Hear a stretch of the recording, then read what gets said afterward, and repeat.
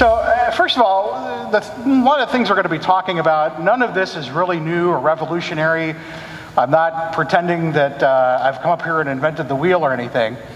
However, it might spark some ideas and perhaps maybe help you open the conversation with your managers if some of this applies to you. One of the things that people know a lot about, who know me, know I travel a lot. I do a lot of different things. I've got my hands in a lot of different projects and radio stations, and I keep busy. But there's the whole situation of how do you keep that up? I'm just one person with all these different radio stations. So that's some of what we're going to talk about today. There we go. A couple of my favorite quotes. I kind of call these my guiding principles, and they really help me think about some of the things that I do creatively in engineering. The first one, a lot of people have heard this one. It's one of my favorites of all time. Humans are allergic to change. They love to say, we've always done it that way. I try to fight that. And I find that a lot still in this industry. We're always, well, why are we using this kind of remote controller? Why are we doing it this way? Well, that's the way we've always done it. And there's nothing wrong with that. I have a lot of respect for the way things have been done. It works. A lot of this stuff is reliable. There's really, oftentimes the inertia is good enough, or there's not enough reason to change. But sometimes that prevents us from really thinking, why not, when we look at these things? Which is part of my second line, which is my job is to enable creative geniuses. One of the things I do at Intercom is, unlike the guy who sits in the corner and says no all the time, my job is to be able to say yes. So when a program director comes to me and says, I want to do all these wild things, I can say, yeah, okay, let's make that happen. So I kind of use that as a guiding principle, which also ties into the last one, which is something the general manager that I worked for years ago told me, which is great. It may be difficult, it may be expensive, and it may even be ill-advised, but it can be done. And that was early in my career when he said, well, why don't we do this? And I went, oh, I can't do that. That's just, no. And he said, no, you can do that. You just don't want to, and for one of these reasons. And he was right. And, I kind of over the years learned, well, you know what? Yeah, I can do that. But let me tell you why I think we shouldn't. And kind of reframe that from just, we can't do that because we just don't do that, to, well, we can, but here's the, all the information you need to make a smart decision.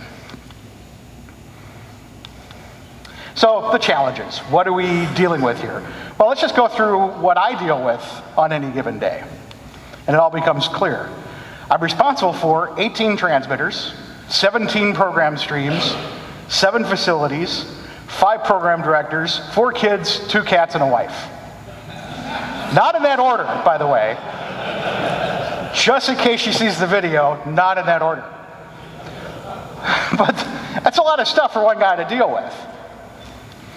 So, what are the ways to kind of keep all of this, I like to call the herding of the cats? How do we do that? Well, first of all, be willing to throw away what you think you know.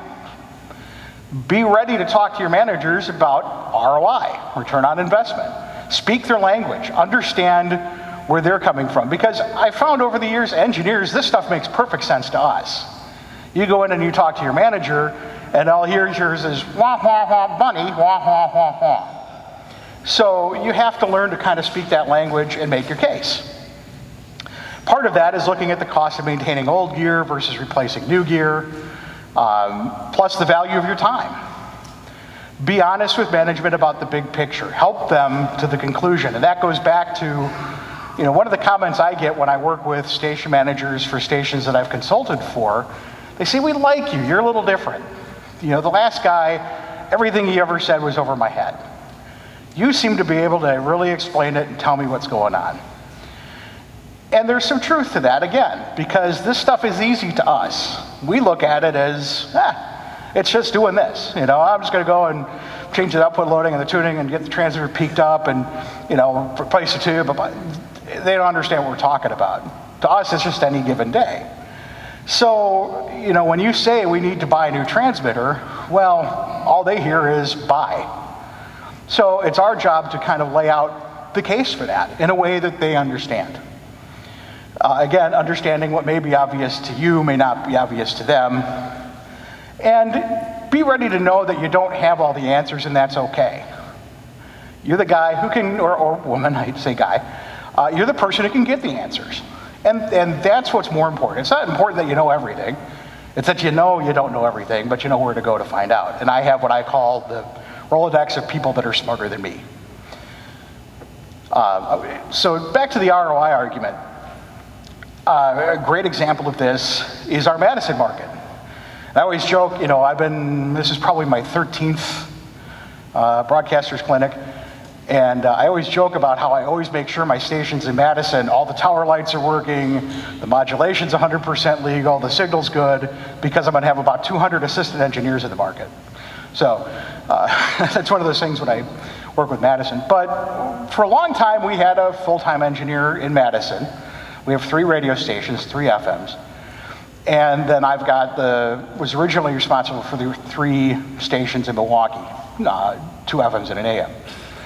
We found over the years that, there was just barely enough to have a full-time engineer, barely enough going on. Really, that person's job was to babysit transmitters. When they, inevitably, these 30-year-old transmitters, when they had issues, that's when this person would get to work. Well, that's, $50,000, $60,000 a year, or, a little bit less back then, but nowadays, I don't know how many of you have seen the article I wrote about the disappearing engineer, how we're not getting any more people into the industry as people are retiring.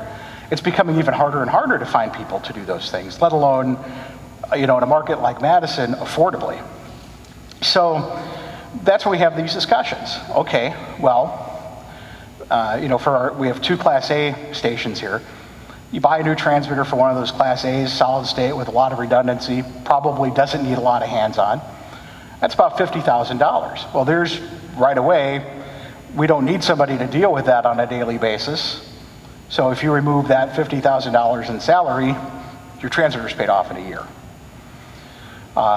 You multiply that by 3, it works out to just a couple of years we've made our money back. And that's not to say it's great that we put somebody out of a job. The person who left actually got a better job, moved on, and we couldn't replace him. We put an ad in, the trades, we had a grand total of 2 applicants, 1 person who had no experience, and 1 person who had way too much, and couldn't possibly pay the salary that this person would be worth.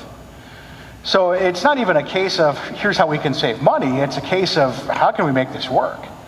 I can't be in 2 places at once. I have a hard time sometimes being 1 place at once.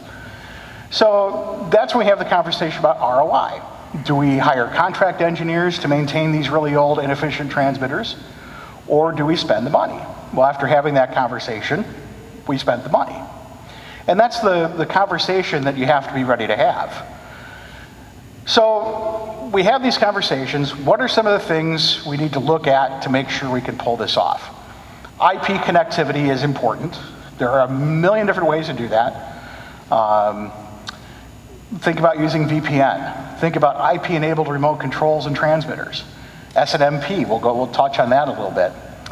Centralized control, redundancy, consistency in terms of how these sites are laid out, and of course documentation. Now again, none of this is anything earth-shattering. Andy Disterhoff, Alex Hartman, guys kind of my age, they've been doing this for a long time.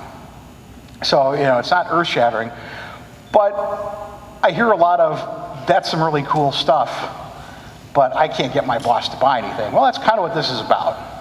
How do you make that case? Documentation, obviously, is the big thing that I run into all the time.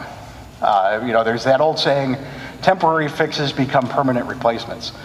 And 9 times out of 10, never documented. So obviously, put a prime on your documentation. And consistency is an interesting one. We don't hear a lot about this, but I have 6 transmitter sites. All pretty soon will have all the same, mostly same model transmitter.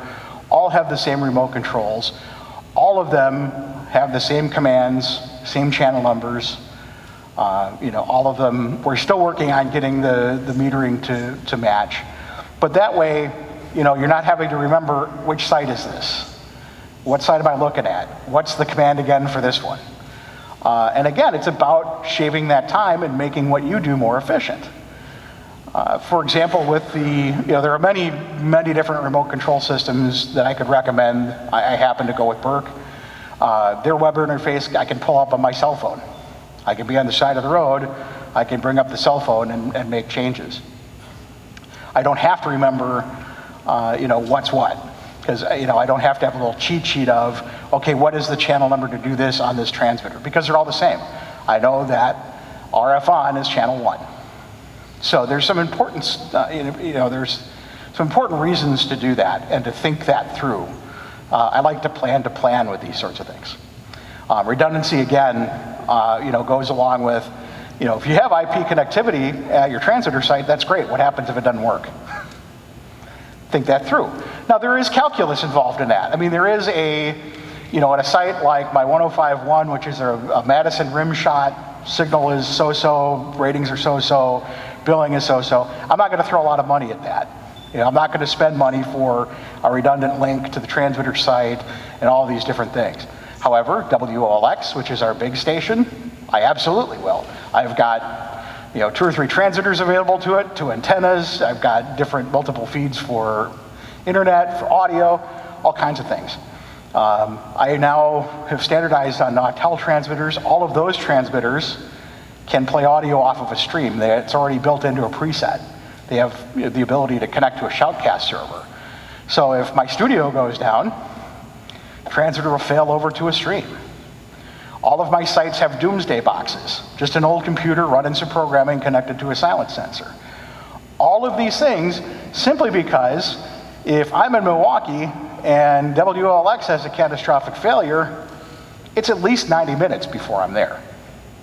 So how do you manage that? Well, again, you think about those situations and you put the things into place to make sure that those are covered. The doomsday box, where if the studio goes completely down, we lose an STL, we at least have something on the air from the transmitter site.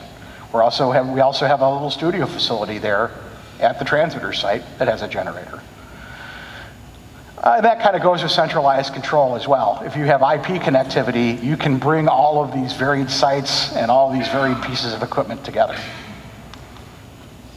Here's an example of centralized control. This is the screen that I actually have this on a screen in my office that I can refer to sitting at my desk. So if those few times that I'm actually sitting in the office, here we go, I can see what's going on without having to leave my desk. And if there's an alarm like these, which are actually just misconfigured, you can see right away that there's a problem. So here's an example of pulling together SNMP, pulling together all these different devices from different networks, bringing them all into one place. WMYX is in Milwaukee. You can see HD power, analog power. Mix 105.1 is in Madison. That gives me forward and reflected power. WXSS is in Milwaukee, but it's not on site. That's a different transmitter site. Again, all the power levels, WLX in Madison, Triple M in Madison, and then 105.7, which is a translator, which is down here, and an AM. I have building temperatures. Those are all SNMP. And then again, I've got the site cams. All of my sites have a camera pointed at the transmitter so that, heaven forbid, you get that 3 a.m. call and the transmitter's off. I don't have to drive the entire way going, did the tower fall on it? Is it on fire? You can see right away what's going on. And I can see this from my desk. This refreshes every couple of minutes.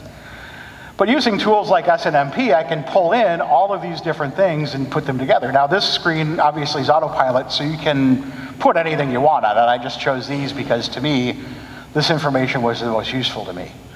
But with SNMP, for example, I could add thermostats for my server rooms. An interesting thing with the remote control for this station here, for 105.1, that is completely controlled by SNMP. I don't know how many of you are familiar with SNMP, but it's basically a management protocol, simple network management protocol, and it allows you to control devices that can be controlled like that through a network. So I have no wiring for status, telemetry, anything like that with that transmitter. However, the backup transmitter there is an old Harris HT7. That transmitter Because it doesn't have SNMP, what do? Well, I bought an inexpensive Broadcast Tools web remote control that has the hardwiring for relays and closures, and that has SNMP. So I can actually tell the Burke to control and read the Harris analog transmitter through that hardwired remote control. So all that gets pulled together. That's the great thing about SNMP. If it talks, it doesn't care what that device is. But that's what I'm talking about that centralized control. Now imagine that if I had, and I did, back in the day, each one of those sites had their own different model remote control with their own different controls and setups and metering. Some of them didn't have the same metering as the others. Some of them told me different things. Some of them had different, some transmitters had power trims, some didn't. It just became very difficult to manage for one guy as we added more and more radio stations. So all of a sudden now, I'm having to remember, okay, when the transmitter calls me, is this the one with the sign systems? Okay, so that one I have to dial 66 first before I can do, at 3 in the morning when you're in a dead sleep, that is impossible. So now, the transmitter calls at IDs, I can put in the same passcode. And by the way, with the Burke, what's kind of cool is I still maintain telephone control as well. Well, they can all network with each other, so I can dial one number and access any of the transmitter sites from that one number. Another example of control, this is the building layout in Milwaukee. I can control environmental things from a web page, from wherever I'm at. So if somebody says, oh, it's cold over here, or I get a complaint from a salesperson, I can go in and make some adjustments. So, kind of coming back around to all that, people like Axia, Wheatstone, Nautel, Harris, Gates Air, all have really kind of jumped on the bandwagon with this, with SNMP and control. The thing is I have found the first thing I thought of is, wow, this is great, and then immediately went into overload. What do I do with all of this information? And that's where, again, going back a few slides where I was talking about centralization, customization, those sorts of things, that's when it becomes fun. All of a sudden, you realize that there is a lot that you can do with these different vendors, getting them to talk to each other. I mentioned before, Nautel has the built-in ability to connect to a shoutcast server. Well, guess what Axia software can do? It can take LiveWire inputs and stream it. So all of a sudden, I've got backup STLs just sitting there that I already had, and now I can just reconfigure them and repurpose them. You can take that a step forward with SNMP. Instead of having all of those streams available, I can send a trap from one of my transmitters if there's a loss of audio to say, hey, turn on this stream on Axia. I want to be able to pull that audio from there. It becomes almost to a point where you almost think too much. And you get into, I joke with Alex about this, where you start swatting flies with sledgehammers. Because you go, oh my God, I can do this and I can do that. And then you start going, okay, I got to step back. I can't do everything. It doesn't make a lot of sense. But it is once you get over the whole traditional way of thinking, all of a sudden, you look at it and go, 6 sites? This is cake. There's really not much to this. And that's where the savings come in for the person paying the bills. Because now all of a sudden, what used to take 4 or 5 people just because of the way the old equipment used to work, now it's me and 2 part-time people. And by the way, wherever I'm at, somebody calls and says, oh, you know what, I need to bring this up on a console and I can't remember how to do it. Again, with networking, I can log in, I can log into Axia, I can say, okay, here you go, you're all set. But the way that all of those devices work together is really a selling point. And that's the job that we have to do when we talk to our managers and say, hey, I've got all of these different places that you want me to be, but none of these are the same. And none of these are talk to each other. And it becomes very inefficient. And that's when you start speaking their language, when you can talk about inefficiencies and put a dollar sign on that. What's my time worth? All right, there isn't 27 hours in a day. I can't even work 24 hours in a day. I need to take a break at some point.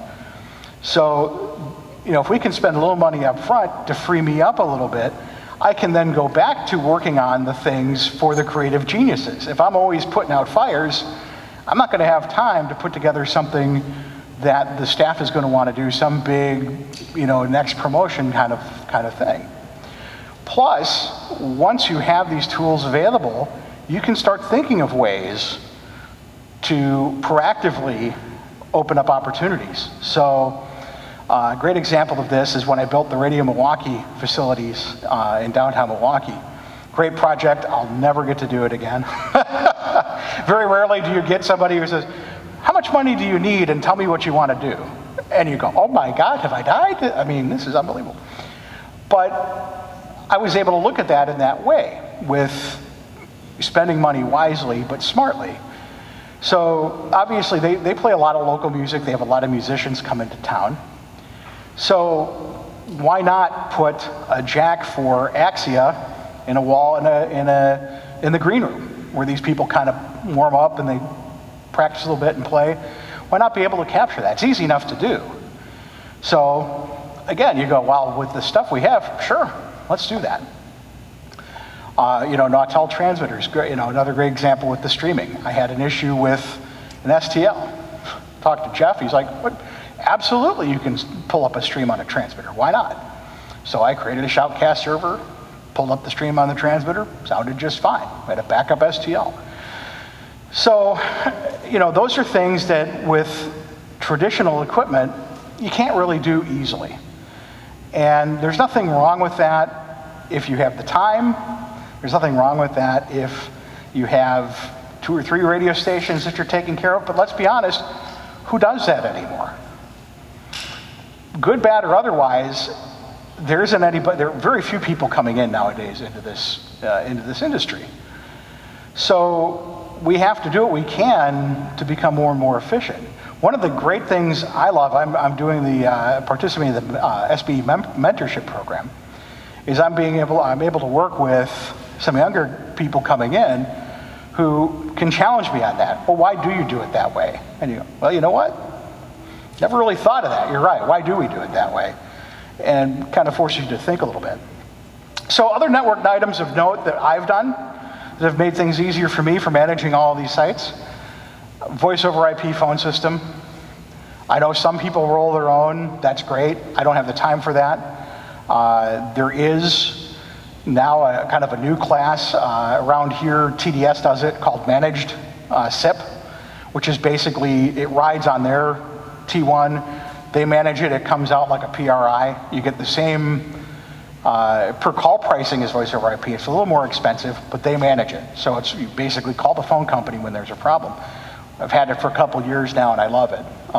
Rolling your own is great if you can do it, but there is some maintenance involved with that. Security systems, we use the same security systems at all of our sites. They're all tied together. I can use my key fob to get into all the sites.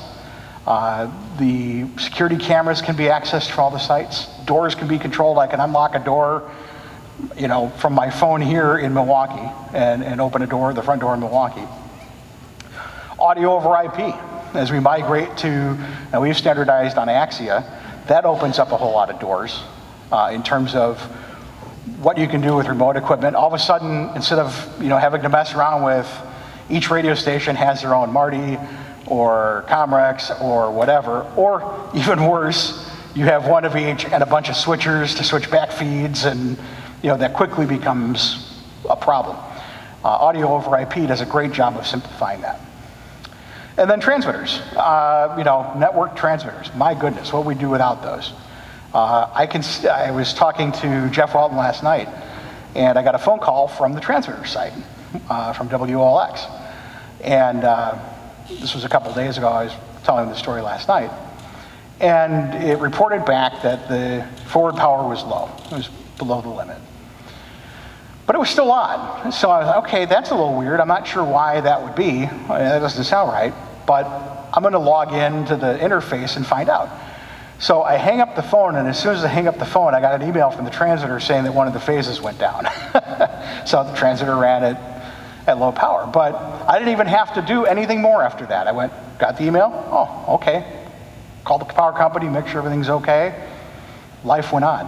That would have been a lot of time out of my day had I not had that equipment, because I'd get the call, transmitter's running at low power.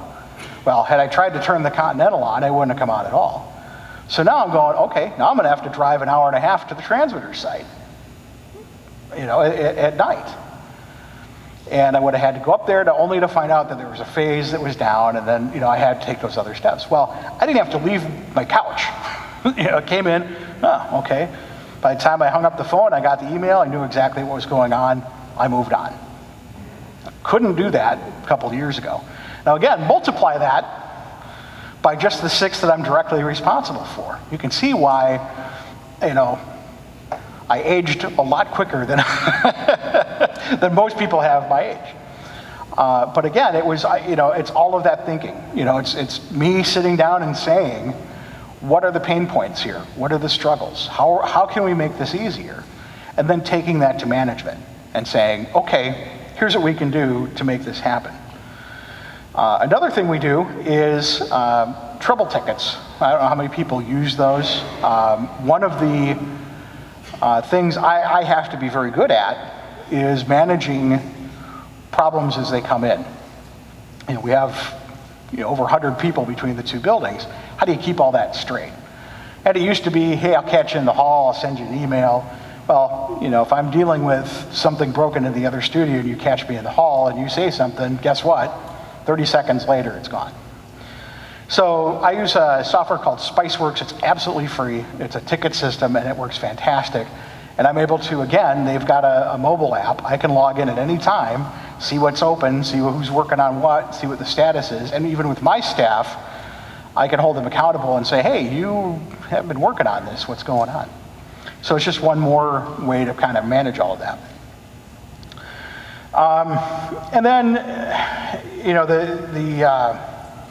the other kind of bigger picture in all of this is ask why not. When you look at how these things are set up, ask yourself, why couldn't we do it that way? So this is the thinking that I just alluded to. Think about everything you need to touch on a daily basis or in an emergency. Do you have a way to access it from somewhere else? From your computer or your smartphone? If not, can you do that? Before I got the ARC Plus system, I had ARC 16s. Well, they don't really have a web interface on them. However, they did have the autopilot software that did a graphical interface for the ARC 16. So what did I do? I put that on a computer at the transmitter site, connected to the ARC 16, put in a VPN, and put VNC on that machine. So even before we had direct web access, I at least had access to be able to see the bigger picture of the ARC 16, and that was just more of a, hey, well, if I can see this computer from somewhere else, this is really handy. So we go back to how do you make that happen? How can I control the device or recover from a failure if I'm not there? The time to figure out what do I do is not after you get the phone call. You want to know ahead of time. Remember I mentioned with the phase loss on the transmitter, you want to have as much information as you can get immediately, because that is the difference between rolling back over at 3 a.m. and going back to sleep, or getting out of bed, driving 20 minutes to the transmitter site only to find out that it was something completely out of your control. So think about those things, and think about at all of these different remote sites, is there a piece of equipment that could that could be worth a remote reboot box? A great example of that is I have a Comrex Access that sometimes goes a little bit crazy if the power flickers. Well, it used to be I'd drive out there, power cycle it, and it'd be fine. Well, put a remote box on there, and I can now just log in, click a button, and reboot it. And even that Comrex is kind of an interesting situation that I solved about satellite programming, where we had a station here in Madison that wanted to run some satellite programming. We couldn't put a dish there at the site, and this was 6-7 years ago. Plenty of real estate up in Milwaukee, so I put in the receiver in Milwaukee and I streamed the audio and the closures down on a Comrex Access over the public internet. We've been doing that for years, no one ever knew.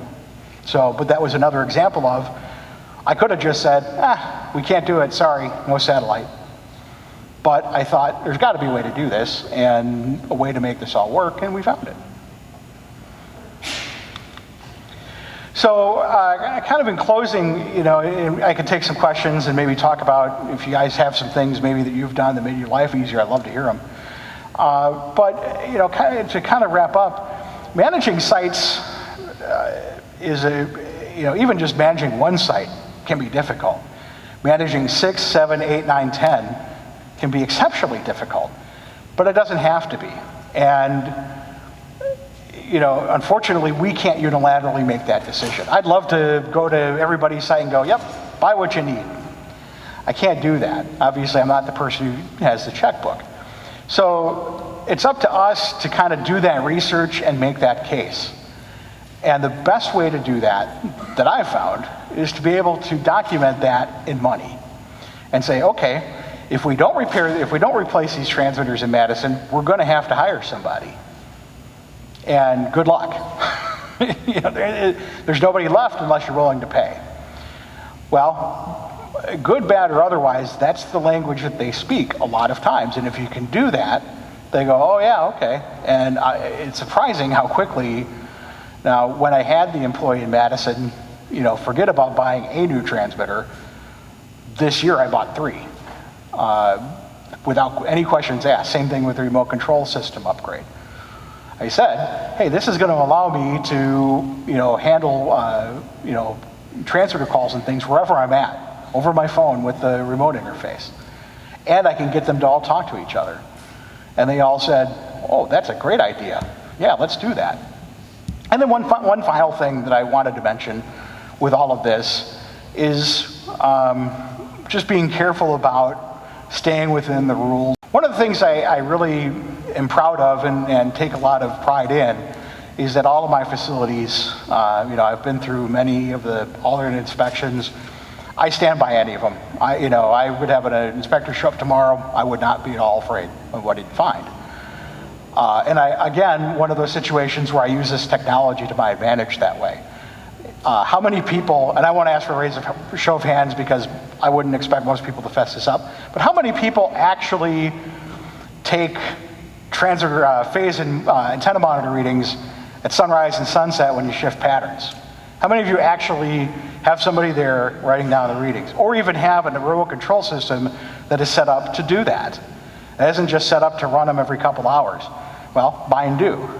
With the technology, I'm able to write scripts at pattern change that immediately log all the values and then call me if they're out of tolerance. So, you know, you can, again, another case for that. Now with this newer technology, you can do those sorts of things, whereas before there's the fudge factor and it will be okay. But now I can conclusively say, thanks again to auto logging and all this other stuff, there's never a question if my tower lights are on, or if my pattern's changed, or if any of those stations are within their licensed parameters. I don't have to question that. I know. I mean, if they're not, I immediately know. And even better, if the devices taking those readings fail, I know right away. So I know that I need to be extra cautious of that. So just one more good case for that. So I listed on there, you know, Twitter, LinkedIn, that sort of thing. Any questions, any ideas, you know, we can talk about that now, but also later on too, feel free. If there's any questions or anything you'd like to share, I see some hands up. Oh no. The mic's dead? I'm sure. One good point too to this is my history is disaster planning. You have to look for the worst case scenario of everything to begin with. So where is it going to fail? Perfect example of that though is that the vendors are actually helping us. Nautel in particular. I get phone calls from the factory before the remote control calls me telling me I have a problem. Right, and you make an excellent point about disaster planning. I didn't even talk about that, and it's not really kind of germane to this discussion. But it is because it goes hand in hand. It is because the time to have a disaster plan isn't after the disaster's happened. And just a kind of a funny little side story, I don't know, a month or two ago, I had to send a program director, because that's part of the plan, had to send a program director out to a transmitter site down here because the AC had failed, And it was getting really warm, and I needed somebody to open the door, and I was an hour and a half away. The program director complained to my general manager that I didn't have a plan. My general manager started laughing. He said, Chris Tarr has more plans than I can even, but you're absolutely right. Disaster planning for things that can possibly fail ahead of time. Know what's going to kill you. And my IT director asked me once, how do I know what to look for in terms of failures? I said, think about what keeps you up at night. Okay, it's on. For those of us that have transmitters in the middle of nowhere, where they don't have the infrastructure for higher speed internet or anything like that, what type of speeds do you need for this to be an effective working system? Not much. And in fact, in terms of being out in the middle of nowhere, even that is less and less of a problem now with wireless internet. In fact, I was just talking to Alex about some Ubiquity stuff. There's a new, and I wish I could remember the name of it off the top of my head, there's a new cellular modem system out now that's fantastic. We're looking at putting those in as backups. But to answer your question, it's all low speed. I mean, you're just pulling every couple of seconds, pulling data. If you do a camera, that might be a little bit taxing, but I can tell you most of my sites here in Madison, 2 of the 3 are running on 1.5 meg down, 512 up DSL. So not much. Anyone? We have a few more minutes. Anybody have any other things that they've done in the past to kind of help out or make things easier? Over here. One of the things I found useful, everybody's got this for contract engineer. You got to find just volts then. Yeah. And you've got 2 transmitters out there in the field that are operating on their 27th year. Right. And they don't have backups and so forth and so on. What I have done is I have formed an alliance with the traffic lady, and she does the billing. And the day that we had the outage caused by the filament circuit getting ohmic in an HT5 FM, which put them down for 14 hours, I simply went into her office and said, Carla, could you tell me how much that outage cost the station? Thank you. It's effective.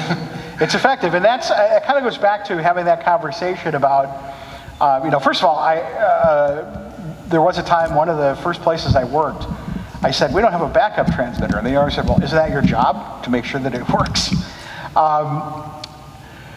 Those are the kinds of conversations where you have to, I call them the come to Jesus meeting, where I sit down with the general manager and go, listen, I can't spend your money for you, I'd love to. I can't tell you what you can and can't do, and I'm not going to complain. I am going to tell you, I'm going to be perfectly open with you. Here are your vulnerabilities, and that's a big one. So if you want to sit down and do the math, I can get you, a history report of power outages or whatever in your area, and you can make that determination, and I'll respect that. I mean, if you look at the math and go, yeah, it's not worth it to me to do that, I'm fine with that. But I want to make sure that you understand that. And that's, there was a general manager I was just doing some consulting work for who actually thanked me for that, because he said, I never really looked at it that way. I just had my contract engineer come in and tell me everything's fine. Nobody actually sat down and said, hey, based on what you have out here, here are your vulnerabilities, and here are some of the things some bad things that could happen to you if you don't act. So as contract engineers especially, we kind of owe it to those people to lay that out and say, here's your worst case scenario. You, with that information, you decide how you want to handle that. Here's my recommendation, but it's not just me wanting to spend your money. I mean, that's entirely up to you how you want to handle that. And that's, I've found too that general managers have appreciated that approach because as I tell them, either way is fine. I'm going to get paid either way. If your transmitter goes off the air and you don't have a backup, I'm still going to get paid to come fix it, except you're going to be on my time. It's going to be when I have time to come out and do that. So I just want you to know that it might be to your benefit to look into that, and I can help you find something that would work. Just to add to what was talked about with the disaster recovery plans, in Minneapolis, they were putting in light rail in front of our building. Oh, I heard about this. 6 years ago. I know the story. And a mile up the road, they hit a gas line, and they literally evacuated one, huge city block for over 12 hours. And that was one of the things. We had done plenty of disaster recovery and backups and things like that, but that was something that we really had not thought of. It's 3 FM stations, 2 TV stations, sales, everything that's in this building.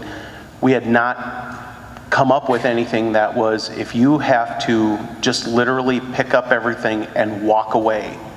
And that's what all of these businesses had to do. So we sat down, we worked with TV, we worked with, stuff around and came up with a way to deal with that. But that's something that caught us by surprise. You always think it's going to be a physical issue or something going on, but when you have to physically get out of the building and you can't say, no, I'm going to stay here, they won't allow that to happen. That's something. Well, that's, you're familiar with the site. With WLX, we're putting something in the basement for that. And again, because at least from there, we can do something. And since I have internet at all the other sites in Madison, I can operate and connect to all of those transmitters thanks to Nautel and their streaming. With a couple of barracks appliances and a couple of computers, we're back on the air from that site. Now, I'm fortunately, having worked with Intercom for so many years, we dealt with Katrina at WWL, and we learned a lot of lessons about that. And, resumption of operations or continuity of operations is very important to us. And so as a company, just for them, I go through twice a year, and we have a very comprehensive plan that is not only shared with the corporate people and put on file there, but it's also in case, let's say, I have to go to New Orleans because the engineer there is unavailable or something happened or we're on a rotation. I'll be able to walk in, grab that document, know all the codes to the transmitters, know the directions to get to every site, know the particulars of each network, and we do that for every site, and we publish those internally so that we have them. So, some of these other stations I've done some consulting for, I've sat down and I said, do you have a plan? Well, let's look at it. Let's figure it out. What happens if? And some people, they're small enough markets that they go, we're just going to shut it down until it's fine. Well, at least it's a plan. It may not be what I'd do, but it's a plan. Anything else? All right, thank you very much. By the way, on your reviews, if you want to circle, 1 through 5 or whatever, you can do it too. Just put "he tried" at the last minute. Would be appreciated. Thank you.